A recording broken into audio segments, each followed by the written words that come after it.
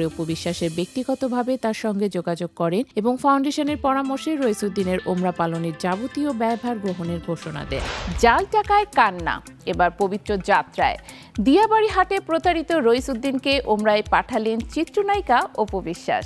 একদিন যিনি কান্নায় ভাসিয়েছিলেন দেশ, আজ তিনিই রওনা হয়েছেন মহান আল্লাহর ঘরে। অপু বললেন, তিনি আমার বাবার মতো। বিশ্বাস না হলে জানুন কিভাবে কান্না বদলে গেল আশীর্বাদে।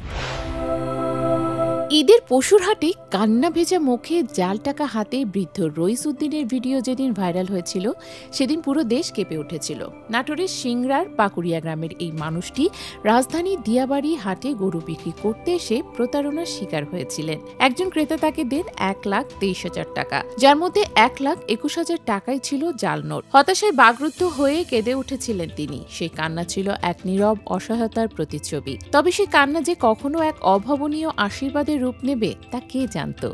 শুক্রবার সেই বৃদ্ধ রইসুদ্দিন পবিত্র ওমরা পালনের উদ্দেশ্যে রওনা হয়েছেন হযরত শাহজালাল আন্তর্জাতিক বিমানবন্দর থেকে। আর এই অসাধারণ যাত্রা সম্ভব হয়েছে আলহাজ শামসুল হক ফাউন্ডেশন এবং জনপ্রিয় চিত্রনায়িকা অপু বিশ্বাসের মানবিক সহায়তায়। ঘটনার পরপরই সামাজিক যোগাযোগ মাধ্যম ও সংবাদ মাধ্যমে ছড়িয়ে পড়ে রইসুদ্দিনের দুর্দশার খবর। বহু মানুষ তার পাশে দাঁড়ায়। প্রথমে ফাউন্ডেশন থেকে তাকে নগদ 50,000 টাকা দেয়া হয়। পরে অপু বিশ্বাসের ব্যক্তিগতভাবে তার সঙ্গে যোগাযোগ করেন এবং ফাউন্ডেশনের পরামর্শে রইসুদ্দিনের ওমরা পালনের যাবতীয় ব্যয়ভার গ্রহণের ঘোষণা দেন।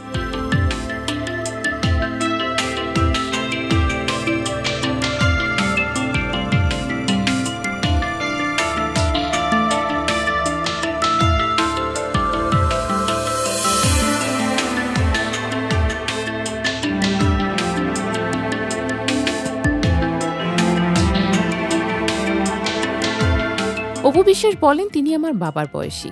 আজ যদি আমি তার মেয়ে হতাম তাহলে হয়তো এমনই কিছু করতাম। আমি চাই উনি আমার সন্তান ও পরিবারের জন্য দোয়া করুন। তাকে ওমরা পালনে পাঠাতে পেরে নিজেকে ধন্য মনে করছি। অন্যদিকে রওনা হওয়ার আগেই রইসুদ্দিন বলেন, অপু বিশ্বাস আমাকে কথা দিয়েছিলেন, কথা রেখেছেন।